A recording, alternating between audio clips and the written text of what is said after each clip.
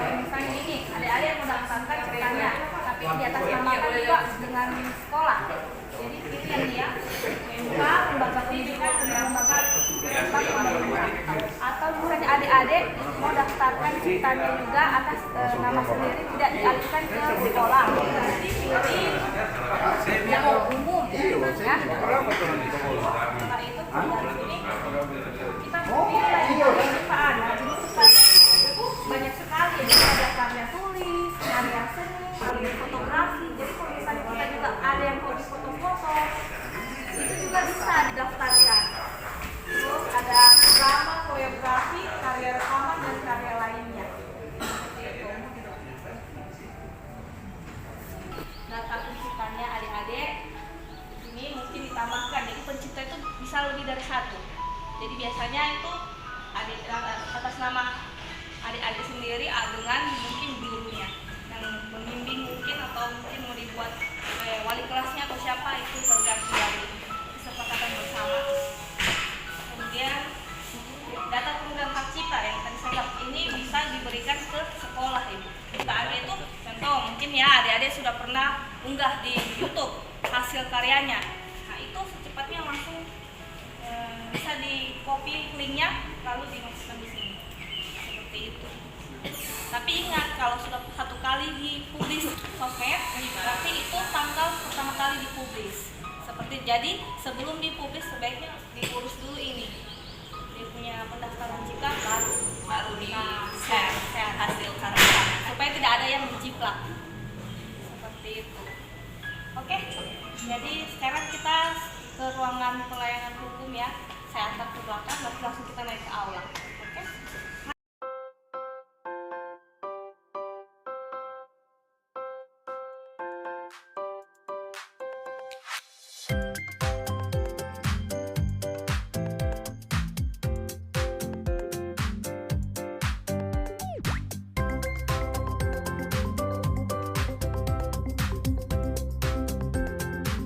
Selamat pagi.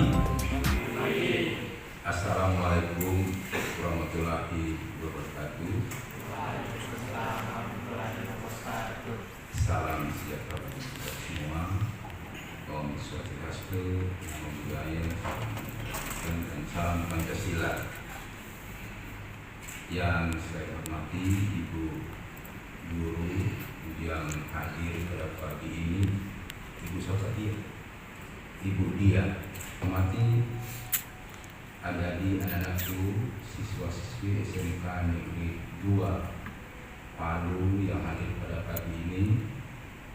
Saya sebagai Kepala Divisi Administrasi sangat bangga bisa datang di sini mau mengenal apa itu kekayaan intelektual. Walaupun adik-adik sudah pernah membaca melalui kamus kita Google apa itu KI. Nah, pada pagi ini merupakan suatu perwujudan dari teori yang sudah dapat di sekolah, praktek dan implementasi hasil karya. Namanya kejuruan. Kejuruan itu selain dijelaskan oleh guru dan juga ada inovasi dari siswa-siswi kejuruan. Bisa-bisa adik-adik buat suatu hasil inovasi berbentuk paten. Misalnya ini botol buka begini, biasa buka. Tapi kalau adik bisa punya inovasi yang pintar, bukan hanya buka, langsung pakai apa ini bisa minum. Nah, itu terkait contoh paten yang sederhana. Pagi ini suatu penghargaan bagi kami karena jadi ingin tahu tentang kekayaan intelektual, karena kekayaan intelektual ini bukan hanya satu terkait dengan inovasi paten, ada beberapa produk yang harus ada di tahu, yaitu hak cipta, merek, desain industri, baru terkait IG, indikasi geografi, lalu sirkuit terpadu. Dan pada hari ini di kementerian telah buka suatu festival pameran kami, karena kementerian tahun ini mengangkat terkait dengan merek, sehingga perlu diinformasikan, disosialisasikan kepada masyarakat, kepada murid-murid, siswa, supaya mereka bisa paham terkait dengan kekayaan intelektual.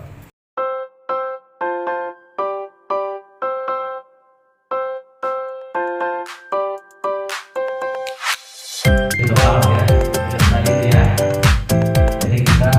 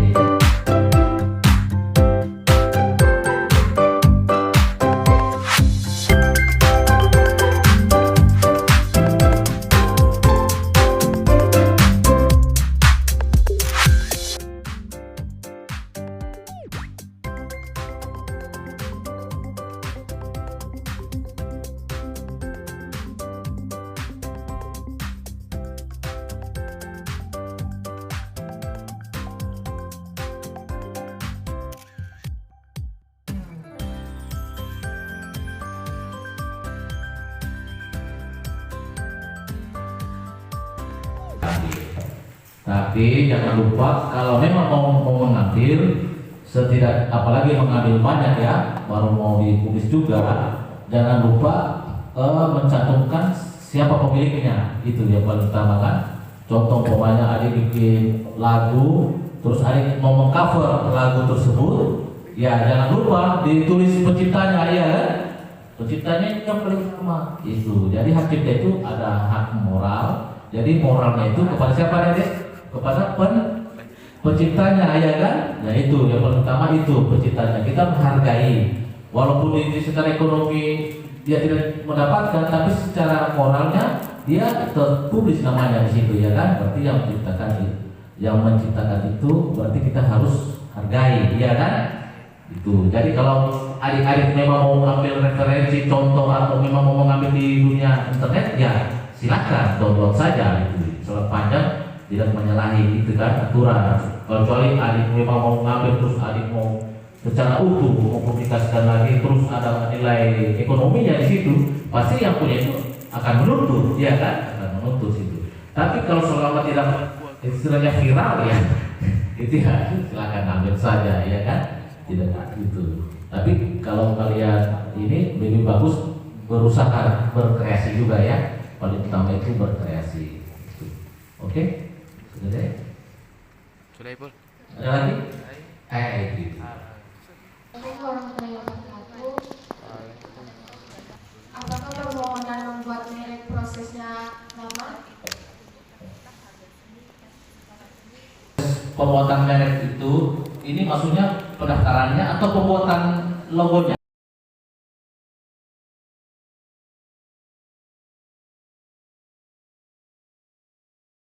Itu kita itu sampai bisa jadi sampai 9 bulan ya Pak ya. 9 bulan itu karena begini deh. Kita itu di seluruh Indonesia hampir setiap harinya itu ada sekitar 600 sampai 700 pendaftaran merek, ya kan? Di seluruh Indonesia tuh deh. Jadi kenapa sampai bisa lama? Karena itu diperiksa secara detail, ya kan? satu persatu supaya tidak ada yang sama, ya kan? Nah, itulah makanya kenapa sampai bisa lama, ada namanya pemeriksaan apa awalnya ya, pemeriksaan administrasinya ya. Ya itu terkait berkasnya itu sudah butuh waktu lagi, terus substantifnya substantifnya itu diperiksa lagi, terus ada lagi masa pengumumannya. Jadi setelah didaftarkan itu akan diumumkan untuk mengetahui jangan-jangan ada yang punya, ya kan? Jadi diumumkan lagi selama 3 bulan ya. Prosesnya itu butuh waktu sampai 9 bulan baru bisa terbit pendaftaran merek itu. Jadi cukup lama. Beda dengan kita hanya 5 menit langsung jadi. Tapi merek ya ini karena ya itu karena pemeriksaannya itu, Bu. Jadi lumayan cukup lama itu. Oke, ya apa ya? Saya mau tanya, berapa tahun perlindungan hak cipta? Hak cipta ya, jadi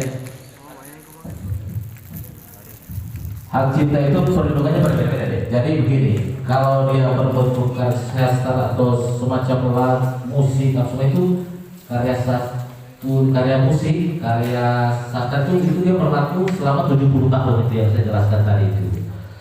Yang beda lagi dengan namanya aplikasi ya, aplikasi komputer ya kan, itu masa perlindungannya itu mungkin hanya sekitar 30-50 itu, sekitar itu beda pokoknya, dia sekitar 50 tahun itu ada beda-beda dia, jadi tidak sama. Cuman yang terkait dengan karya tulis apa semua itu dia sekitar 70 tahun, itu 70 tahun masa perlindungannya. Kecuali aplikasi atau program komputer ya, itu 50 atau sekitar 50 tahun. Lupa. Jadi itu penting. Jadi adik-adik satu kali saja mendaftarkan kita sudah tidak perlu lagi, iya kan? Jadi kita harus berusaha kesadarannya kita untuk mendapatkan karya kita kan. Apalagi yang polisi ini ya, paling bangga. Kita itu kan kebanggaan, betul tidak gitu? Kebanggaan tidak kalau mendapatkan hak cipta itu. Oke? Iya. Iya kan? Jadi itu. Jadi sebenarnya begini, jadi di hak cipta itu ada pencipta dan ada pemegang hak cipta, ya kan? Jadi copyright itu tahun sekitar 1900-an, 1800-an atau sudah lama sekali. Jadi yang ide mencetuskan copyright itu sebenarnya bukan penciptanya, tapi dari para pemegang hak ciptanya. Artinya itu yang seperti yang membuat buku tentu ada percetakannya ya kan, nah itulah yang berusaha lalu mencetuskan ide hak cipta itu. Oke. Sudah. Jadi bagaimana, sudah cukup?